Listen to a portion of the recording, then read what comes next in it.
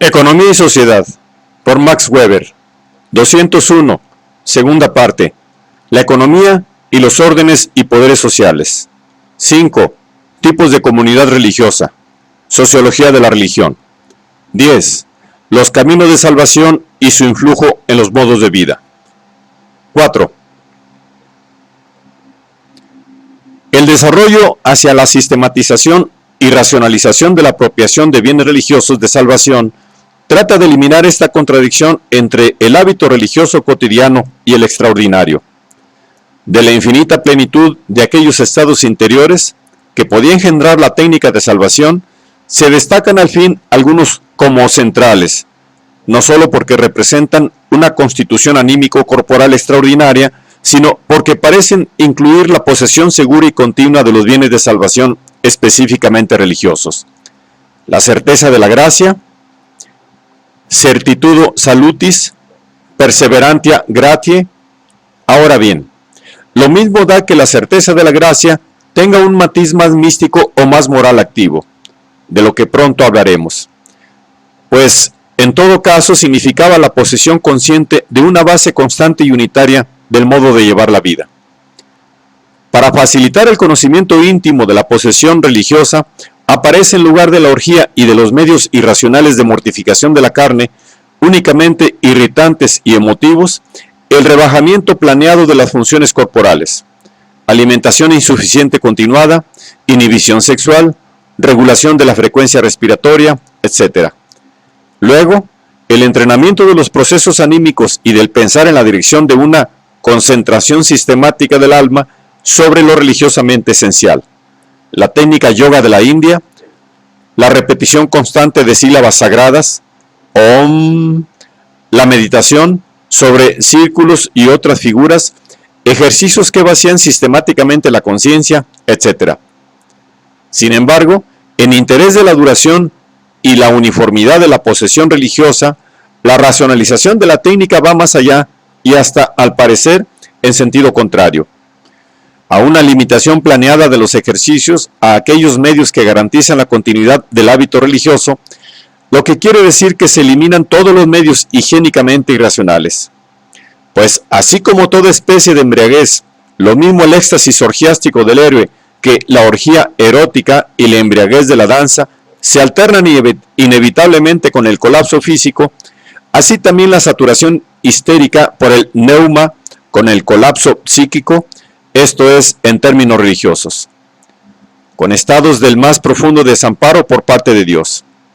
Y así como entre los helenos el cultivo del heroísmo guerrero disciplinado fue derivando el éxtasis heroico en el equilibrio permanente de la sofrosine, que no toleraba más que las formas de éxtasis provocadas por el ritmo musical, en lo que, del mismo modo que el racionalismo confuciano, aunque éste con mayor rigor al no admitir más que la pentatónica, se sopesaba muy cuidadosamente el etos de la música como políticamente justo. Así también la técnica de salvación monacal se desarrolló cada vez en sentido más racional en la India hasta llegar a los métodos del viejo budismo. En Occidente, hasta los métodos de la orden monástica históricamente más influyente, los jesuitas. Cada vez más la técnica se convierte en una combinación de higiene física y psíquica con una regulación metódica de todo pensar y hacer, según manera y contenido, en el sentido del dominio más alerta, volitivo, enemigo de los instintos, de los propios procesos anímicos y corporales, y una reglamentación sistemática de toda la vida subordinándola al fin religioso. El camino que conduce a este fin, e incluso el contenido del mismo, no son muy unívocos en sí mismos, y también las consecuencias de la ejecución de la técnica son muy oscilantes. Pero sea cualquiera la meta y el modo como se llega a ella, la experiencia fundamental de toda religiosidad que descansa en una técnica de salvación es la variedad de la calificación religiosa de los hombres. De la misma manera que no todos poseían el carisma para provocar en sí mismos los estados que originaban el renacimiento, como lo poseía el encantador mágico, tampoco poseían todos el carisma para conservar constantemente aquel hábito específicamente religioso que garantizaba la certidumbre permanente de la gracia. Así, pues, El Renacimiento parece accesible tan solo a una aristocracia de los calificados religiosamente. Al igual que el brujo calificado mágicamente, los virtuosos religiosos que se procuraban metódicamente la salvación constituyeron en todas partes un estamento religioso particular dentro de la comunidad de creyentes, y con frecuencia se revistió de lo que es específico de todo estamento, un prestigio social particular. En la India, todos los derechos sagrados se ocuparon en este sentido de los ascetas. Las religiones de salvación de la India son religiones de monjes. En el cristianismo primitivo constituyen una categoría particular entre los miembros de la congregación y forman más tarde las órdenes monacales.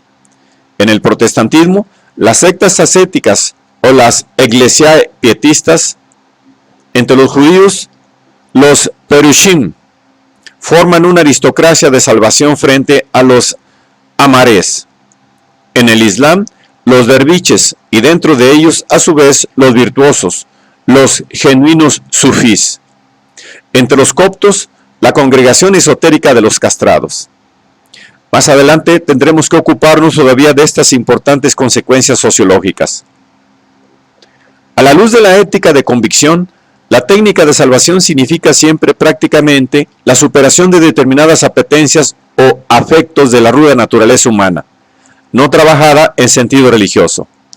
Si hay que luchar principalmente contra la cobardía o contra la brutalidad y el egoísmo o contra los impulsos sexuales o contra cualquier otro, porque son los que más desvían del hábitus carismático, es cosa del caso particular y constituye una de las características materiales más importantes de cada religión. Sin embargo, una doctrina metódica de salvación religiosa es siempre, en este sentido, una ética de virtuosos. Constantemente pide, como el carisma mágico, la corroboración de la virtud. Lo mismo da que el virtuoso religioso sea un fraile conquistador del mundo, como los muslimes en tiempo de Omar, o un virtuoso del ascetismo negador del mundo, como la mayoría de los monjes cristianos y, con menor consecuencia, los jainistas, o uno contemplador que huya del mundo como el monje budista, o un virtuoso del martirio pasivo como el primitivo cristiano, o un virtuoso de la virtud profesional como el protestante ascético, o de la ley formal como el judío farisaico. Siempre, como ya se dijo, cobra la auténtica certeza de salvación cuando pone a prueba su disposición virtuosa ante renovados ataques y tentaciones. Esta corroboración de la certeza de la gracia ofrece distintos aspectos según el carácter de la salvación religiosa. Supone siempre la afirmación del nivel religioso y moral, la evitación, por lo menos, de pecados muy graves, lo mismo para el Arhat budista que para el cristiano primitivo. Un calificado en sentido religioso, por ejemplo, en el cristianismo primitivo, un bautizado puede, y por consiguiente, no debe caer más en pecado mortal. El pecado mortal es aquella clase de pecado que hace desaparecer la calificación religiosa. Por eso es imperdonable o solo puede absolverse por medio de alguien carismáticamente calificado, por la vía de una nueva dispensación carismática que documenta precisamente la pérdida de la gracia. Cuando esta doctrina del virtuoso no pudo sostenerse más en la práctica de las congregaciones de masas, la religiosidad de virtuosos del monatanismo mantuvo consecuente una exigencia.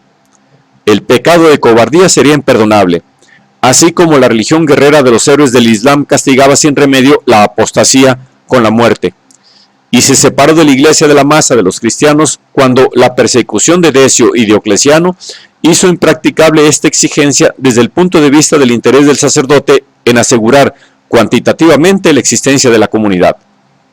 Por lo demás, el carácter positivo de la corroboración de la gracia y, por consiguiente, también de la conducta práctica es, como se ha indicado muchas veces, fundamentalmente diverso, sobre todo a causa del carácter del bien de salvación cuya tenencia garantiza la beatitud.